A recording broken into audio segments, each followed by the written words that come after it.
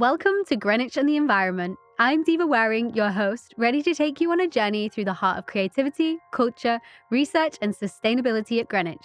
So, whether you're passionate about the planet or just curious about the hidden forces shaping our world, stick around.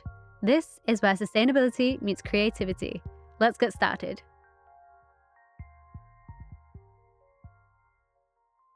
With me in the studio today is Fred Preston, an interdisciplinary designer and PhD researcher at the University of Greenwich, whose work merges design, movement culture, and sustainability. Fred's background spans art-based research, cultural studies, and environmental justice.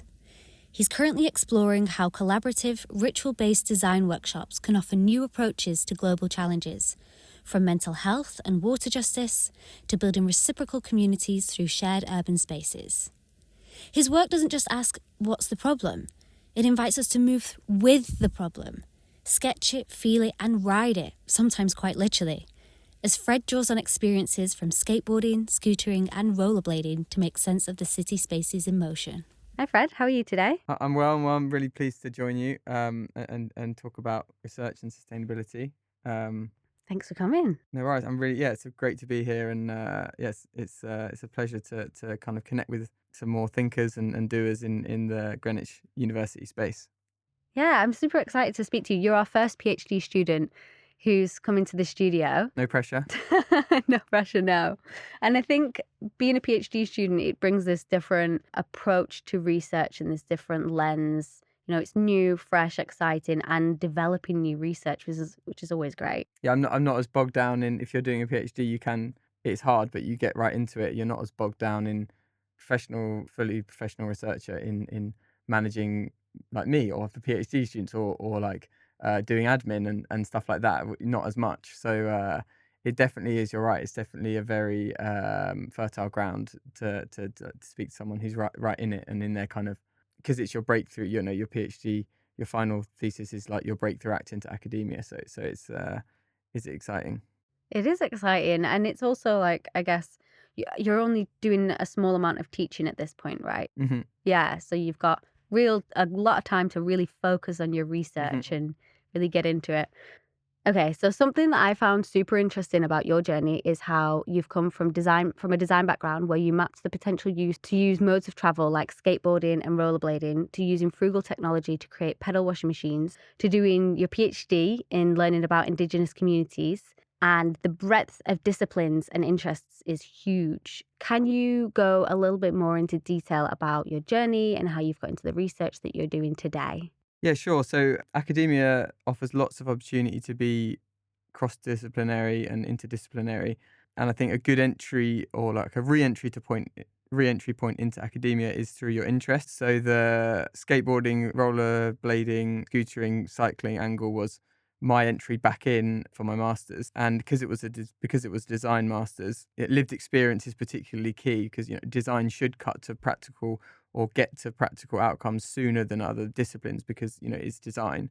So after years spent in a kind of a corporate role doing what I thought I was supposed to do, which was probably still important learning experience, but years spent cycling and skateboarding around London, working in marketing, I used that as an entry point to do a master's in design. I suppose that entry point, when you're doing a master's, you are a customer a little bit more than when you're doing a funded PhD, for example. So you can do something that you like and you should, and work from that, and then you can bring that passion into something where a wider body of academics have said, like, we do need to research this. So that's where the active travel then became Indigenous people for my PhD, and there are some overlaps, but it's not necessarily it wasn't a straightforward kind of journey from one to the other. So your work explores messy and underdefined spaces, like the in-between zones used by rollerblades and skateboarders. What potential do you see in these overlooked areas for creative and social change? Yeah, there's always potential for ethnography and ethnographic research in the messy and the unordered, because those are areas that are less understood. And these are kind of the uncontrolled, like in-betweens, as you say, or like liminal spaces. So if you have something like rebellious art, for example, like graffiti or like hip hop that express the struggles of like a non-dominant or marginalized group. By the time these become popular, it's often too late to like advocate for the oppressed or underprivileged community. And also, let's say there's a talent that comes through in, like Banksy, for example. They're celebrated after the fact once it's commercially successful or it's, so popular that it's admired. But then it's not necessarily, it's good to not just rely on that huge success to actually value creativity. That makes sense. We're not waiting for capitalism to say it's a good idea for people to be creative, if that makes sense. So if we can preempt that, and it can help us subvert capitalism, which we know isn't the only answer to our problems through its effects on the climate, for example. If we can preempt that, then we can help people be creative for like its own sake, rather than for, because you can make money. If that makes sense. Do you think that the problem with that, because I agree with you that this is a problem, and my background's arts based as well. Do you think the problem with that is the fact that like currently our emphasis on what is good and what is successful is monetary? And so because you can't always put a price on creativity, it kind of gets thrown to the wayside. Like business gets the priority, or banking or something like that. Yeah. And it seems like these things that society kind of thrive in are just like disregarded. And like you said, until it gets successful and you can make money from it. And then we have to wait all that time when someone was struggling. So the first point, the first kind of case study that I'd use for that is, if we take skateboarding, for every like Tony Hawk or Bam Margera, how many skateboarders accepted that status quo and kind of repressed their expression and chose to bow to the societal expectation? And it's probably a fair few, especially in the early days of skateboarding in the 60s and 70s. And society's expectations are kind of acted out by the liminal or the discretion of those in power towards people that are doing something like unconventional. So if you take the classic skateboarder on some private or like semi-private land between two buildings, and there's a security guard and there's a skateboarder, and that's a kind of a common story. You can see videos on YouTube of people kind of getting into fights with a security guard who are skateboarding. It plays out, power is played out in like lots of decisions, and not necessarily like what the official law is. It's whether the security guard nods to you and says, have a good day to you or whatever, or whether they say, you shouldn't be here or something like that. That's down to their discretion. And obviously there's groups far more oppressed than skateboarders that could say that, you don't get the benefit of the doubt. So when we're looking at ethnography and messy spaces, we're looking at how power plays out. And that's why it's always worth examining the messy spaces.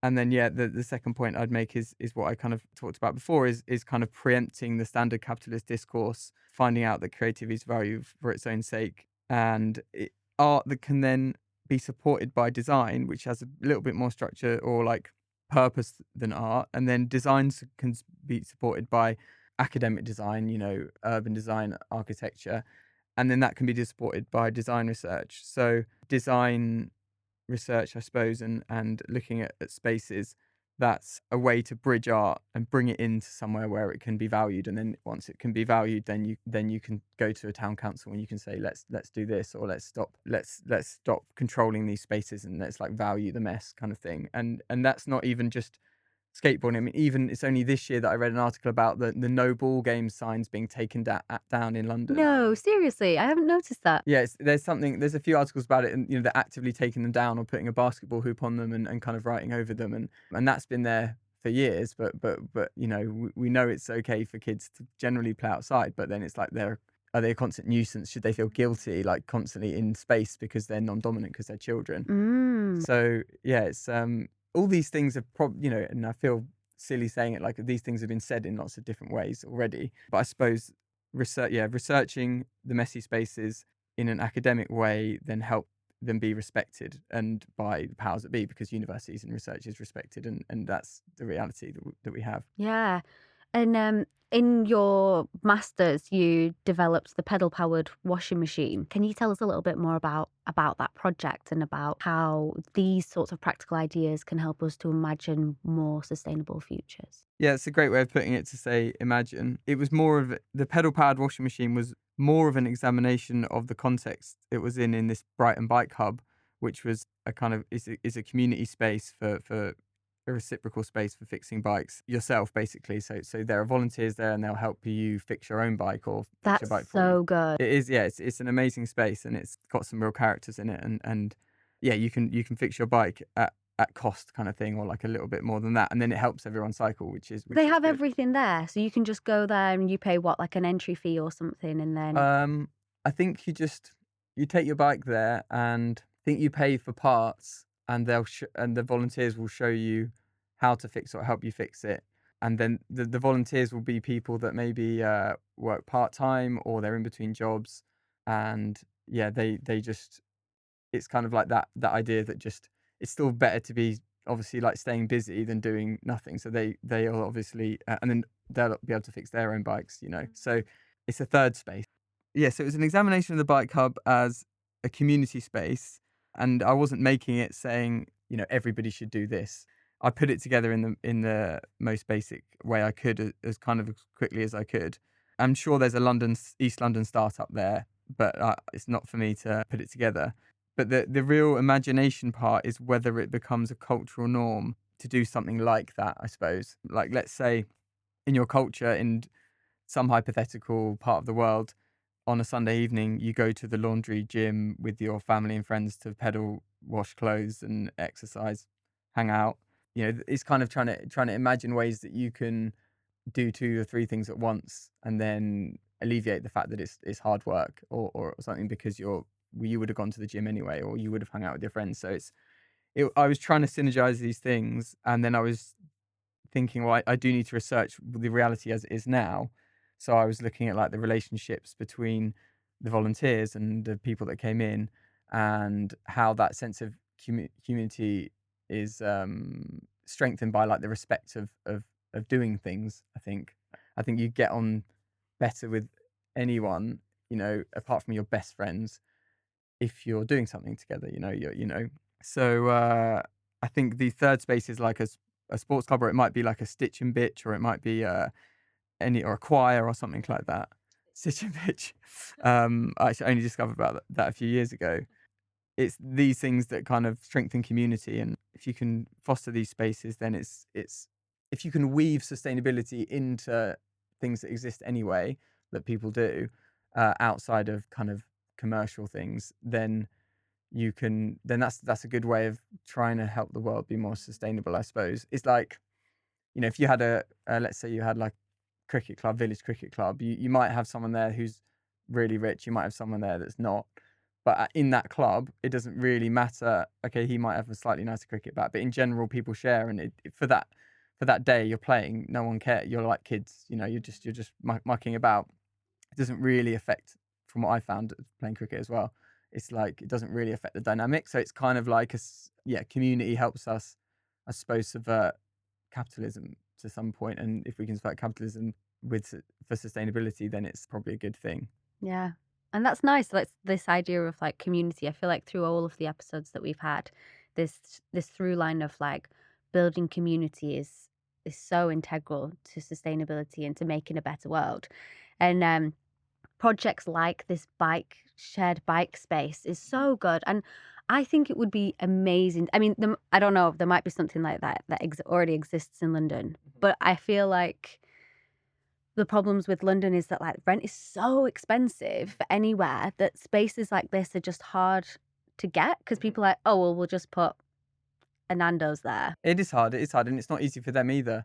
I think they've been moved a couple of times, but they'll take a space.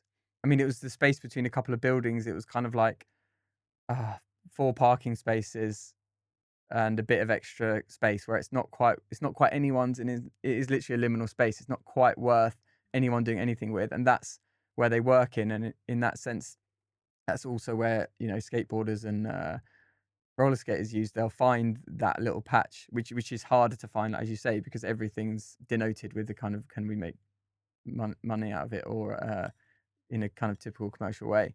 So yeah, it's not easy, and it's not something that we can just replicate and click our fingers and say, someone do it here, because yeah, it's not Yeah, I easy. think it's very much a cultural thing in Britain, anyway, especially, is that we have this like idea of, you know, putting money, like monetizing everything. Like, I've had friends who have, even from the States, who are like, why does it cost so money to go like for a swim here? Yeah. Why can we not just like go out into the country and just go for a swim? Like, even the National Trust, which, is fantastic Yeah. to pay Yeah. to be a member of the National Trust. Yeah. Can't even just go to that space. Yeah. So I feel like as a culture, we have this like monetary culture that needs to be broken somehow. Possibly, yeah. I don't know whether, I mean, it's just we're just a bit squeezed at the moment, and things are going up. I don't know if it's just, yeah, having access to affordable things. I mean, there's so many factors at play there. I mean, I'm sure in the US as well, like you have to pay for stuff, and everywhere you go. I mean, having free facilities is hard because sometimes they get abused if you don't, if you don't value, you won't value it unless you pay for it. For some people, if something's free, they might just end up not caring or not looking after it. Yeah. And that's another point, really. Like, why are we not valuing something unless you have to pay for it? Yeah. Why can we not value it just because it's a beautiful piece of lace? Yeah, I suppose that's just the reality we live in, and I suppose that is a good segue into the Indigenous research. I suppose. Yeah. It's a different mindset. Part of your PhD is about working with Indigenous people. So do you mind telling us a little bit more about that? Yeah, so I'm working with Indigenous people in the Americas and in Finland, the Sami people in Finland. People always say it's hard to explain your PhD, but you should have a way of explaining it. It's looking at water. The main thing is water justice and well-being, and finding connections. But my research uses a design workshop to run autoethnography with Indigenous people and academics in a group as kind of equals. And you have kind of a creative twist at the start of the workshop, something playful and something where it's a bit uncertain, and you have to do some drawing and sketching, and then you basically find a way to you create some abstract games around that, basically, and then from that uncertainty and that kind of opening up, you then find insights about culture, and then you use that to do a kind of a design sprint, which is kind of a bit of a Western corporate thing, but in a culturally appropriate way. You use deductive reasoning to try and design things together, design solutions basically, but in a way that suits that culture, or kind of suits their needs. So what sort of things would be these design solutions? So they can be art. They can be designing art, so it can be an expression, or it can be raising awareness or something, but then it can be a system, or it could be a tool, it could be a physical tool, or a machine, or it could be an app, which is the classic thing you'd expect from a design sprint. But it's making things and new things, and but through a process where you're researching. So we're co-researchers, and I suppose it could be anything, and it's hard to say, it could be like this because you don't know what it is. So yeah, the outputs could be whatever they find through their research, through this research workshop, which is a 2-day thing. And I guess that's the beauty, is the fact that you don't know the outputs. Yeah. That you're going to go into it, and then whatever comes from it. Yeah. You can't be prescriptive. Like if you were prescriptive and you knew what roughly what would happen, it would be there'd be no point. I mean, if I'm trying to be as imaginative as possible, it might be like they write a set of poems, or or it could be something. Let's say it could be something really water based. It could be like a new reservoir or something, but with a special way of preserving working with the local biodiversity, or something like that. But it's like, whenever we do this, when I'm talking to my supervisor about what might happen, we always do this. We always stumble because we're like, we don't know, and that's how the workshop should be set up. But you're kind of giving the tools and structures, the Western structures to some extent, meeting halfway with the Indigenous ways of knowing and seeing what happens, and you're kind of then you're helping Indigenous communities gain access to institutionalized power because the reality of being in, let's say, colonial Northwest Canada, if you're an Inuit, or in the Amazon, is that you can't, if you go to your regional government and say, oh, I've got this idea, can we do this? They'll say, they won't be speaking the same language, they won't have the same priorities. They don't have power. They don't have friends in high places, or they don't have access to institutionalized power. And we pretend like there's an official route to do everything, but there isn't. Sometimes things get done because people know someone or they have a good rapport or whatever. Yeah. Part of it is giving the indigenous groups the jargon and the phrasing and the framing to put an idea forward and say, oh, well, we actually worked with this university on the other side of the world to come up with this idea. And let's say the state government would say, oh, we'll consider that now because you're talking in our language. Which is so bad in a way. Yes. I've been watching this show on Netflix called North of North. And in the show, and this environmental researcher comes in and he's got this report and he gives it to this girl who couldn't get a job, like no one would hire her. Okay. And she reads the report and she says to him like, oh, this like permafrost that you're saying is thawing already thawed years ago. Right. And it's just like, yeah, you know, he's got this report that he's written and it's all out there and it's all very academic and structured and everything else, but it's like, it's not reflective of what's actually happening. Yeah, they know that already, but they don't. They know it tacitly. Then maybe not even articulated it, even their own language. Yeah, like it's obvious to us. But yeah, it takes. So yeah, just articulating it, like you say, in that structure, and that's an amazing insight actually, because there's probably lots of examples of things like that have happened. Yeah, I think like there's so much that like researchers can learn from those communities. Mm-hmm. That Yeah. I think this research is great. Yeah, it's in a good area, and we just have to be careful not to overstate the importance of talking that language, because otherwise you're going to indigenous groups and saying just be like us and you'll be fine, which is not the idea. So it's in the pinch of salt. It's saying play the game or put it for these channels, use these words, but you know that there's hold on to your accessible or your way of saying it in your language, or the simple way of saying the permafrost, we know because we were there, but at least there'll be some kind of connection with, the local university, or an easier connection to say that, oh, we've got some rubber stamps, and I'm doing air quotes, you can't see this podcast, but it's, some kind of way of getting access to that power without completely, just losing your culture, which is happening already, or just saying, oh, I'm just going to have to get a 9-to-5 job and move into this city, and over the generations, I'll just become a Canadian with Inuit background rather than my way of doing things. And an example of that, which I was going to talk about earlier, when I was talking about the culture and the culture of doing, I don't know, peddling laundry, which in some hypothetical world could be a cultural norm. A cultural norm in some Inuit communities is to go on local radio when there's excess food or someone's been hunting and they have lots of food, and to offer the food out to the community, say, I've got this food, if you come and get it, kind of thing.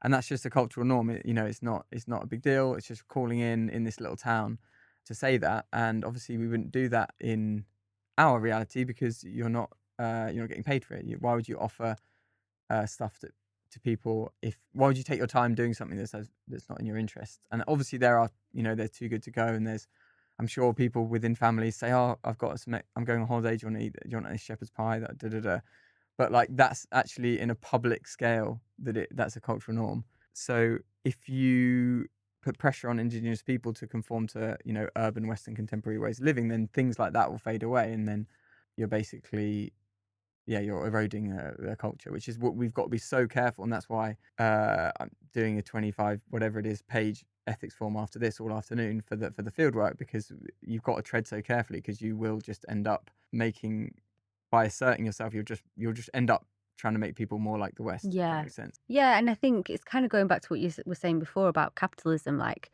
capitalism squashed so many cultures over the years. I mean, I'm from the north of England, and if you think about what it was like before Margaret Thatcher, Mm-hmm. like where it was a lot, I mean, it's not incomparable to Indigenous communities, but yeah, that's like a small scale, is that like before Margaret Thatcher, there was a lot more communities, a lot more like social connections, and then, post this like Thatcher capitalistic push and more and towards a more individualistic society. She said there's no such thing as society. She said there's only individuals and families. Well, I've got opinions. Yeah. And I think even just having that and seeing how where I'm from, what that was like when my parents were younger compared to what it's like now, it's very different. And it would be really sad if more people went that way as well, I think.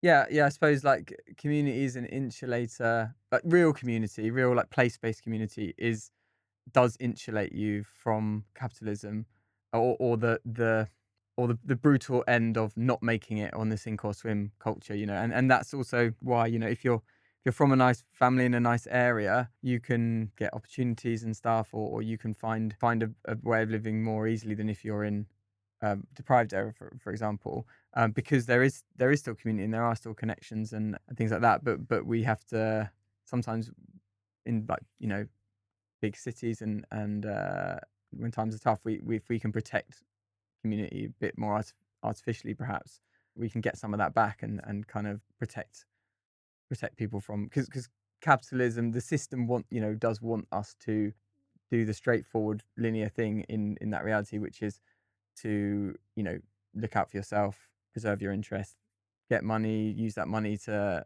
strengthen your position, through interest or investing in having a second home or something like that. So if we can protect community, then I suppose we can subvert capitalism to an extent. And if we can do that, if we can weave some sustainability into that, then we can slow down climate change. But it's hard to get a handle on that. So, in your practice and everything that you've done so far, is you've kind of shown us that you've used a range of disciplines.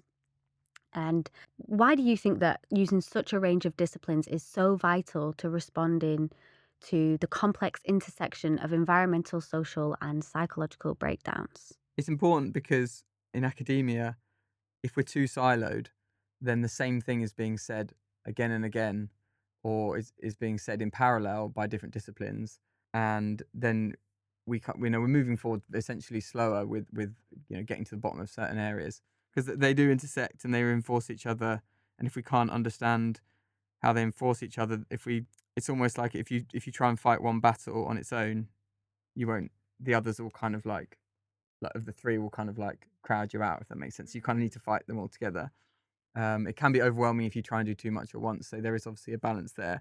The other thing with design research that I'd say that it offers is it's like playing a Joker card, where from a constructivist point of view, if your design, everything's designed, like we design knowledge, we design communication, we design our reality, and just that central tenet of design of like what we designs us back, which is probably one of the first things that you're taught in kind of a design undergrad in theory. That's so interesting. It is, yeah. It's an interesting concept, and I think Churchill said that same quote in I'm not sure if he said it first or he said it as well. Yeah, it's the idea of the thing, you take things for granted, basically. Things that you think are normal are constructed. So by breaking that down, design research can have a good constructivist view of things, and you're also designing. If you're designing research as well, just by being creative, you're quite adaptable to different disciplines. So it's kind of like a good way of going between the disciplines is with design research, because of that kind of that creative element. So I think that brings something to it. But then every discipline would say like, we're special because of this. But I get what you mean. I think design, for sure, like you see it across all different areas. I mean, even Mm, something like a fork is design. yeah, Something so everyday, like an yeah, extension of our hands. In like contrast, AI is a form of design, I yeah. guess. Um, and when you were saying that, what you just said before, that the first line that you learn in design, I was thinking, wow, with the AI, is like this new technology that's now like designing us. Yeah, We've designed it, now it's designing us. yeah, yeah, yeah. Um, There's a lot of research going into that as well. Yeah. Very interesting. And a massive part of your work seems to be advocating for applying interdisciplinary practices. What's your take on using your personal identity to shape your research and your university to career to open doors? Yeah, I think your personal, well, your story or your academic journey, it is important. You have to acknowledge your positionality. So you have to not. So I had to acknowledge in my masters that the reason why I came to it thinking like, why aren't we cycling more in London? Why aren't we doing more design for this? Was because I'm at the time I was an unencumbered, privileged white man around 30 who likes physical activity. So it's like, well, yeah, obviously you want that, but then obviously then some people aren't in a position to do that. So but then once you've acknowledged your positionality and your like standpoint bias, you can say, well, you can then use your passion for something to say, well, maybe there is something we're missing, or maybe there is something we don't understand. And then you can fuel that passion with that self-awareness of like, yeah, I'm coming from this discipline, I'm coming from this area, and it suits me. So can't kind of bang the drum and just say, pay more attention. You have to find a way to look at other people's, standpoint and their personality, and try and find crossovers with other disciplines and points of view, basically. Yeah, and I guess you've taken your hobby and your passion, which is sports and cycling and surfing and all these other things, and you've kind of developed and put that into something.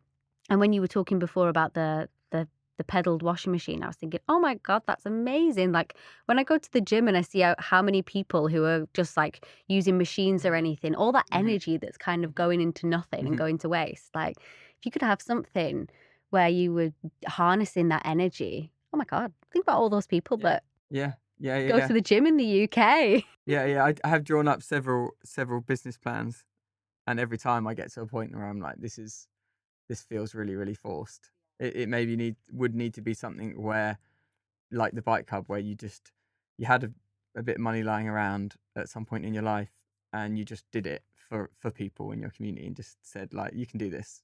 And it's not oh, you have to try and monetize, you have to try and be the next big thing or whatever. And I hope maybe one day, if I have a couple of years spare or something, and I have a bit of money, maybe it's a retirement project, maybe I would do that. Cute. What would you call it? I'd call it Lawn Trim. Amazing. So yeah, I would go to the laundry. Would you? Yeah, I would. I would go. Yeah, it's a tricky. It's not as easy as you think, because you have to pedal when you're washing. It has to drop. The clothes has to drop. Oh, So if you just cane them round, then they'll never have the friction and turn over. So you have to go, and you have to kind of let it drop. so what does that mean in terms of cycling? Does it mean you cycle for a bit and then you do slowly? Yeah, well, it's within one cadence. Oh, So you're kind of pedaling quite weirdly. The kind of upside is that when you're spinning to dry, you can just go for it. So it had to work out that, and then I had to work out that when it drops, the chain loses tension. So then I had to put a tensioner on the chain, and the good guys at the bike hub helped me, guys and girls helped me find that. So yeah, it's not that straightforward. Like the washing is a little bit more steady, but then there's also like rowing machines I've seen on Instagram where people are washing with a rowing machine, and I think maybe that's better for it because of that tug and stop. So maybe you do a rowing washing and then a cycling drying, and would you have slots? Would you or you just would you make it accessible? Because with design, it can't just be something that you do once.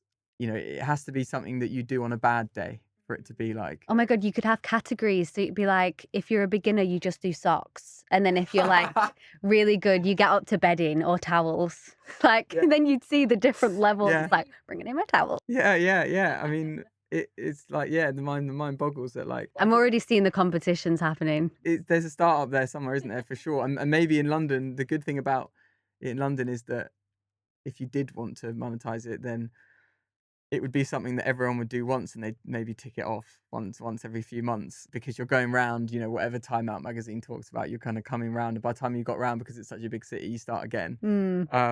But I suppose that wasn't the point. The point was not a competition, to do it nice for the community. Yeah, I suppose so. Yeah. Well, I think that's a great idea, and I will be there at the opening door to wash my socks. So, I mean, I guess that goes nicely onto our next question, is that you've worked with students and researchers across arts and science. How do you create spaces where everyone feels like they can contribute, especially when you're dealing with such varied perspectives and priorities? The answer would be that I'm not that good at it yet. Okay, that's very truthful. Yeah, it's I've done some workshops already, and sometimes if you have, let's say you have some undergrads doing this workshop, and it might be this autoethnography where everyone's kind of equal. If you do it and their supervisor, even though technically there's no reason why they couldn't take part, the lecturer will just sit out, because it just feels like they teach every week, and they don't. It's inappropriate maybe to feel like they're equals. But a lot of this ethnographic research, let's say we were doing some auto ethnography, like a design workshop on energy, household energy, and you might say that you might work out through the ethnography that some people have systems that use energy, and actually all the systems work in their own way. So like if you have a carpet, you insulate your house more, but then you have to hoover, which takes up energy. If you have floorboards, then you don't have to, hoover as much. You can kind of sweep, but then at the same time, you don't hold energy like a carpet does. And then you might have someone says, oh, well, I don't hoover, or I have a carpet and I don't hoover because I always take my shoes off and have slippers. But then it's like, well, every couple of years you have to buy some slippers. So that has an impact. So you might say that actually there's lots of ways of doing it, but we have to try and help each like little mini system find its way, whether it's a way of hoovering that uses less energy, or a way of insulating the floor better, or a way of buying slippers made from bamboo that you can fix and last forever, or something like that. So let's say that this is completely hypothetical, but this is what the auto ethnography finds. In that auto ethnography, there doesn't have to be anyone in charge, really. You could do it. You could get a workshop should work, with everyone, get people off the street. You could have academics, you could have it should work without kind of regardless of that. But different disciplines will see it in different ways, and they might think, if you get like a scientist and I did a workshop that's felt a bit wacky but it's going to find something out, they might just be like, oh, this is just wishy-washy, like qualitative researcher, or there might be an age gaps, or things that make it clash. So I'm not that good at it. But I think that's, as a facilitator, I think that's a skill, and that I'm working on it, and that's why I'm a PhD student. So I'll come back to you when I have like Yeah, and you're in your first year, so I guess you're gonna get lots of experience over the next few years. yeah, fingers crossed. Yeah.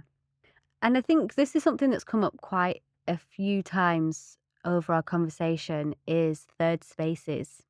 And there's something beautiful in what you call the reciprocal third space, a place where people come hmm together to build, move, and think together. hmm Can you describe what this means to you, and how, I guess we've touched on it a few times, but Yeah, how important these third spaces are for your projects and for you and in general? yeah. I suppose it's that sense of belonging. And for example, at the bike hub, there was someone who perhaps was maybe had, let's say, learning difficulties. But you can see the confidence in people coming back in the space, where it's not like an either or, like you're either, you're at home and you're just, answering back to your parents, or, kind of regressing, or you're not at work where you're like, I'm super successful, I've got a boss, everything's orderly, I've got my calendar and I'm earning lots of money or whatever. It's that, it is that in between where you can still get things done, or like achieve something, or organize people, or like help things flow, but it's not so ordered, endlessly ordered, like, having reviews, and it has to be kind of sanitized in that way. So I suppose a third space is like something special, and people say that, it used to be church and then it's now diversified into lots of other things.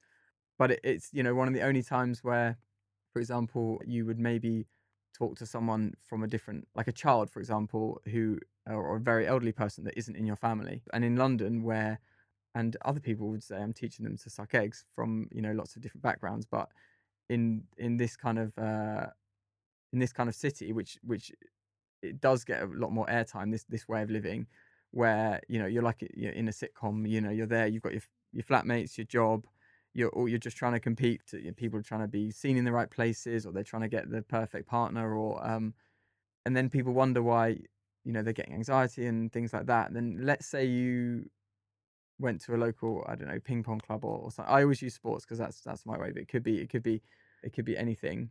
You'll end up talking to some old lady that lives around the corner from you. You might end up teaching a little 7-year-old that's the child of someone who's there, or something. And then that gives you something, and we don't know quite. We can't always count like exactly what that gives you, but that gives you, maybe really grounds you, or it gives you a sense of like belonging, that isn't, your value isn't just your job, because you could lose your job tomorrow, and you could very easily feel your self-worth has gone massively down. But if you say, oh, well, actually, I lost my job, or something, or my job hasn't turned out how I thought it was, and actually I'm important to all these people, I suppose. So yeah, there is something in there that kind of, that feels important, and that's why I was drawn to it during my I guess it's like being a member of the community that isn't based on family or monetary. In that yeah bike shop, maybe there was someone that was really good at fixing chains, or one yeah person that was really good at, I don't know, fixing lights. Everybody has another role to play. Like, you're not weighted on everything. yeah exactly. Yeah, that's exactly it. You're not going to be reviewed.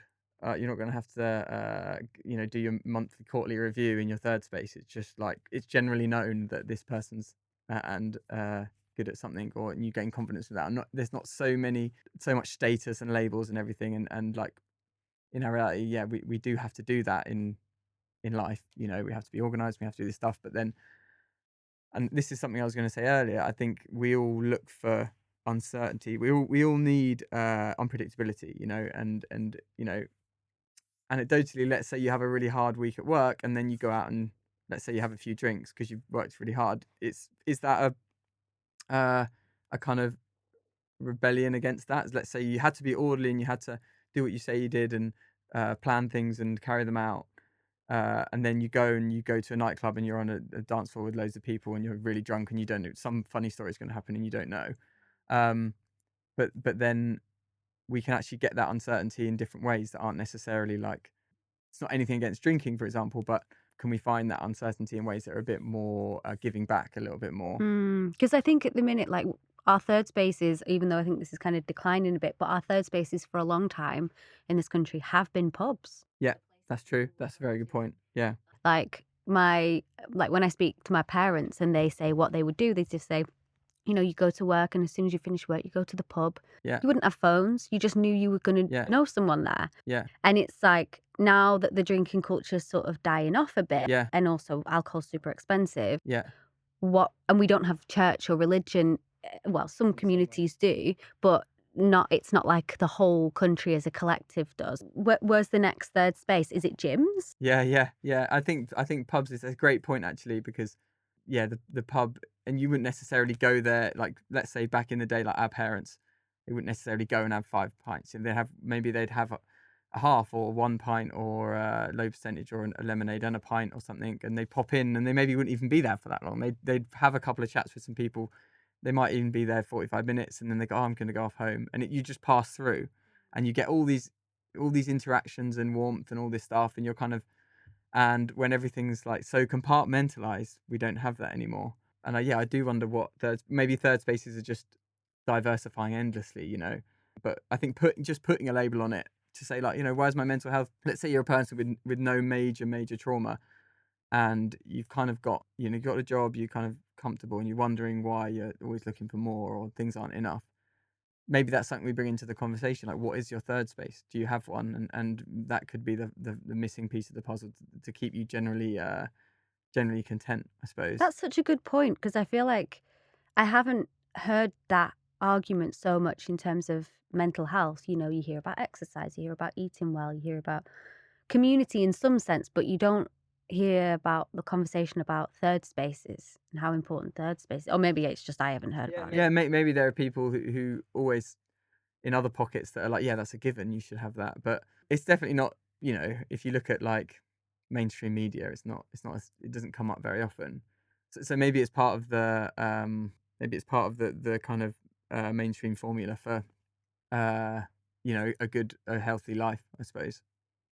Because you'd say that, well, the archetypal thing is that if you were a parent and your kid grew up and you left university, you'd be like, as long as they've got got a girlfriend or boyfriend, or they've got a job, then I'm not worried about them. But then, given like the mental health crisis now, maybe that's in that archetypal. If it is a bit of a tick box, it's better to have. Our life isn't a series of boxes we tick, but if we're gonna have main ones, then maybe a third space, like you say, maybe a third space is in there. Yeah, and it's interesting. I feel like there is a bit of a movement going towards using more like liminal spaces to be more third spaces. The one that springs to mind nearby is Plot 9 Maze Hill. Mm-hmm. And the guy who started that, he lives just opposite the plot, and it used to be allotments. Okay. And then it overgrew and there was nothing, basically. And then he contacted the council and was like, can we turn this back into allotments? and they gave him the land, or maybe he said that he wanted to make a community space. I can't remember now, but he's basically got this piece of land and it is a community space. So they've like built it up from nothing. So like the first year they were just getting rid of all the weeds and things like that. And now there's like flowers and there's a big yurt there. Yeah. And there's a sauna. And there's like, I think there's now a compost loo. Okay, yeah. And it's like this nice little hub for people to go to. Yeah, without any particular like, you have to pay or you have to achieve this or you have to have, you just kind of go and Yeah, I yeah. think you Yeah. can volunteer that. I think there are things that they do ask for money for, but it's normally like if there's a performer. So if you're going to watch like a play or Right, okay. a musician or something. But yeah, I think it's definitely going in that direction, but also it's also going in the opposite direction because I remember when I lived in East London, I can't remember what it was called now, but it was this big space, kind of like just off Brick Lane. It was like a big space with like plots and stuff, Yeah. and musicians would be there, and everyone would be smoking weed and things like that. Mhm. And then they destroyed it and put, I think, just like flat blocks. Yes, it's interesting. Like the community garden example is like quite a well made one because it's inherently it's quite low impact as you know, because then if you do harvest that stuff or you're learning to grow food, then it's going to mean that you're buying less that's been transported or packaging. But I suppose the other way with that, you don't really need to weave sustainability into it. That's kind of like the flagship community gardens. Like we know they're good. Whether we can get them to work like in every community is another thing. But I suppose where you can weave it in to somewhere that it's less obvious is where it gets interesting for me because if you're I'm trying to think of one that isn't sport because I'm so bad. Let's say you're at your local drama. Let's say you do like skits or drama and you have a drama club or something like that. And then you always have that kind of, you have a little bit of food after and someone brings, you have a potluck or something and people are bringing stuff. Let's say you put like really detailed recycling bins there where you're like, right, we're going to have like 3 types of plastic and we're going to separate it off and we're going to do it really, really well. If you have to put it in the right bins there, if you have to do it at home, you're not going to install that in your home. In a business, they'd maybe say, well, it's not worth our time. You know, time is money. But in the third space, you'd go, like, oh, do this, and you've got the endorphins, and you're chatting to your friends. So you go, oh, we have to do this now. Da, da, da. So maybe with things that aren't obviously low impact or obviously like green, then you could weave in sustainability through the third spaces, I suppose, because it's an area where you're being caring. Which might also have an impact on you, and like you might see that there's several bins for different recycling and implement that in your own home as well. Yeah, exactly. And then it becomes normal. Whereas if you asked an office, a big business to do that, they'd say like, we this isn't in our interest. We're here to make money. And we have to survive. So, oh, fair enough. Yeah, come to this reality. But then, yeah, it's this pocket of in between, and then maybe that's the theme of the kind of conversation we're having is like, how can you weave stuff into that in between area, and that's where there's a little bit of magic, I suppose. That's beautiful. So our podcast is a sustainability podcast, but it also is a creativity podcast. And one thing that we've explored throughout this series is how creativity and sustainability intersect and how it's important to build a more sustainable future for the two to intersect. So how do you think that creativity and storytelling can play a role within sustainability across all cultures and spaces? Yeah, I think yeah, creating stories by trying things, that's a really powerful thing than just monologuing or reading, you know, an academic breakdown, let's say like intersectionality or like relational things, or like breaking down why things are wrong. It's a way of creating a story is a way of saying, oh, this is how you can do something differently. And what I found with working with Indigenous people or looking at their way of knowing, which is like epistemology, is that they use storytelling in their way of knowing because storytelling is like a very accessible, it's like a very ancient way of, you know, transferring knowledge. So like look at the Bible or look at like Aesop's fables or anything. Like we love stories and we learn quicker through play and we definitely learn through stories. So if we can use them, you know, we don't need to well, by using them we're democratizing, you know, knowledge because we're saying that, you know, we want to make it, yeah, you might have to make a bit of effort or concentrate here or look into this, but we're going to make it as accessible as we can rather than it being in an ivory tower, I suppose, which is a phrase that's used a lot for with academia, like where you want people to know your findings, but you want to put them in a way that gives you a distinguished, career and sounds kind of regal or kind of revered or whatever that is. And a lot of academics, so in anthropology and design, a lot of academics criticize themselves and kind of say, look, well, we're talking all this language, but like you said with the example in North America earlier, is like by talking in this way, we're then and not doing anything, we're cutting ourselves off, or we're kind of making ourselves exclusive. So, but this is constant battle because you're like, well, we have to put it in the right terms, and we have to use sophisticated language to kind of, because it's very complex, but at the same time, don't get lost in that. And if you can make it accessible, if you can use a story, or you can be multimodal, and they're bringing this into PhDs more, then do, or have like a version that's like your thesis that's long and it's detailed and it really gets down to every granularity, but have these things alongside it that show it, that give an entry point. And if you can, like, for example, my master's project, my final film on active travel, on cycling, roller skating, skateboarding, scootering, it was like a bad Vice documentary. It just, because I wasn't that good at putting it together and the sound wasn't good.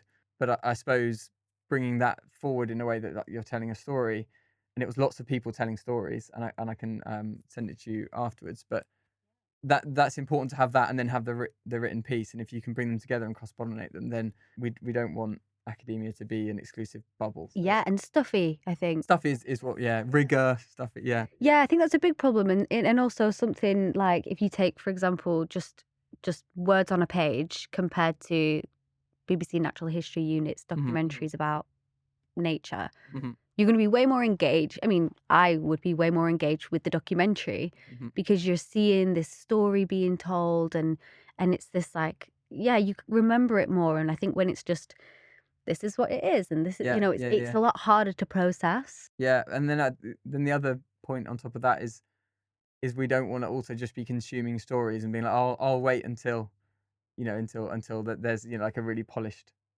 element of this, because we all need to tell stories and be creative and get it wrong a little bit. And I heard something the other day that was about Gen Z's kind of rejecting millennial ways of doing things, where they were saying, like, don't be worried about not being cringe, be worried about being the cringer. Don't be the cringer. Don't kind of judge everything, or like has to be so perfect, or like be vulnerable. And they were talking in the sphere of creativity, and I thought, like, there's something in that, and maybe hopefully maybe like the Gen Zs are coming through and being able to get stuff wrong and not have everything so polished.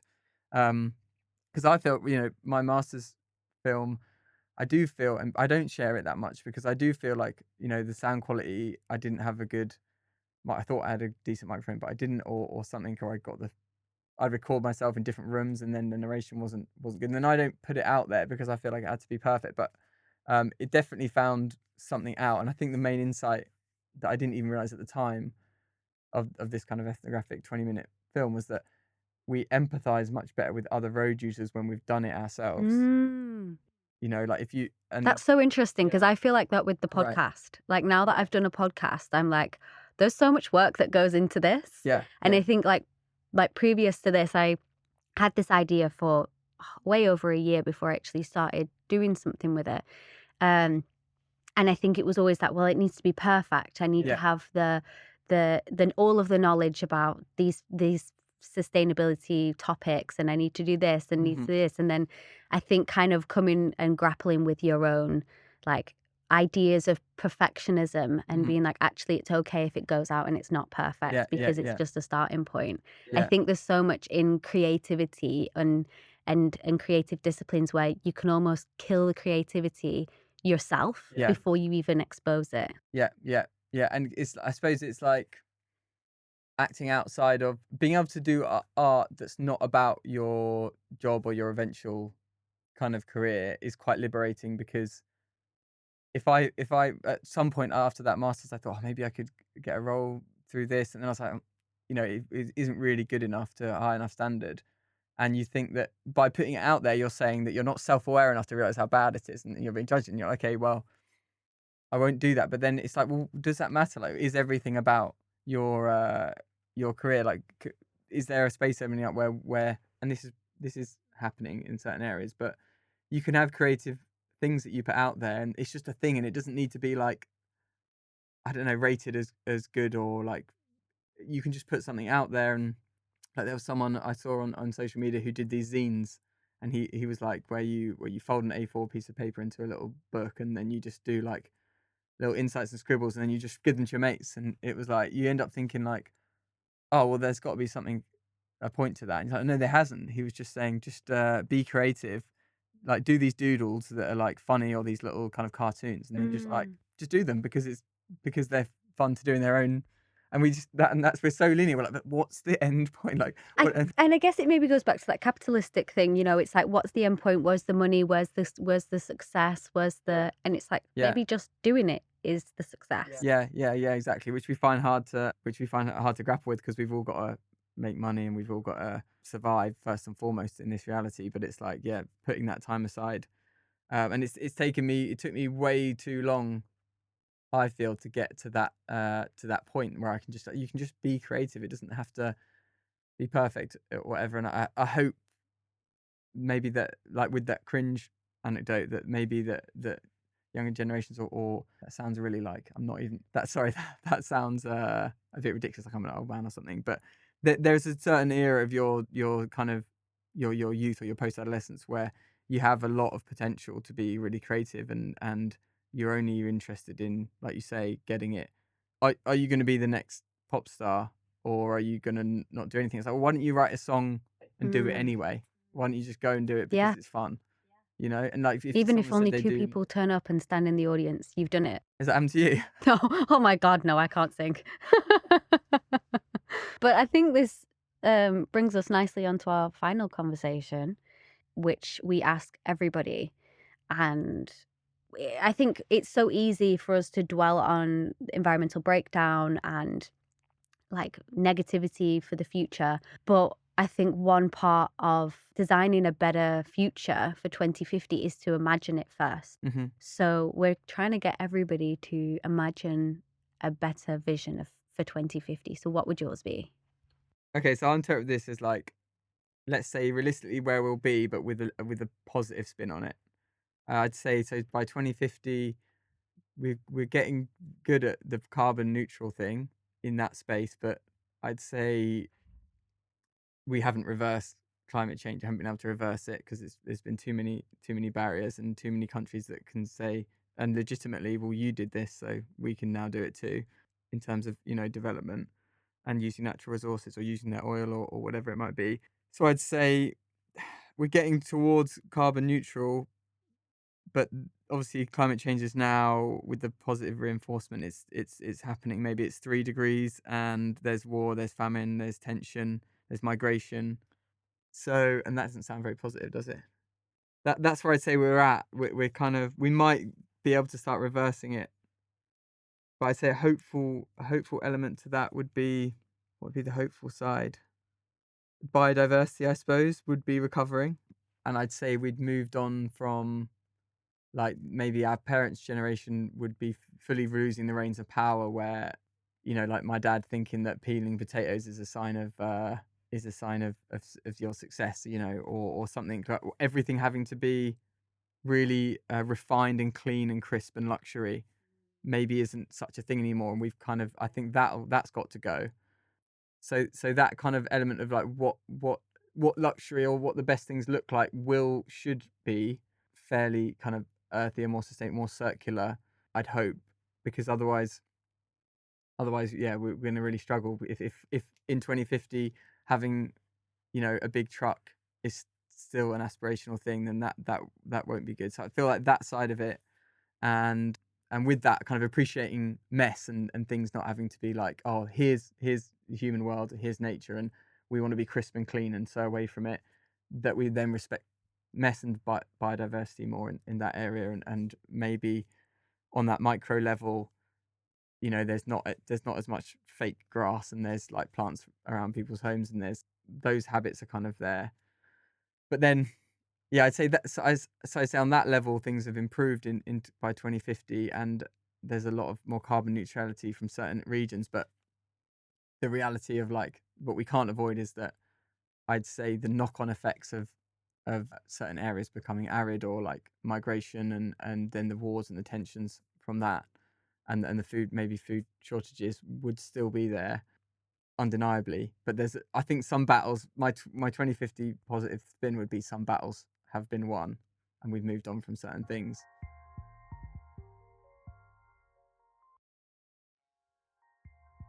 And that's a wrap for today's episode. This podcast is brought to you from the Creative Futures Research Centre and the Sustainability Development Unit at the University of Greenwich. So, from all of us here, see you next time. If you'd like to keep in touch, you can follow us on Instagram, and our handle is ice_Greenwich. That's ICE_Greenwich.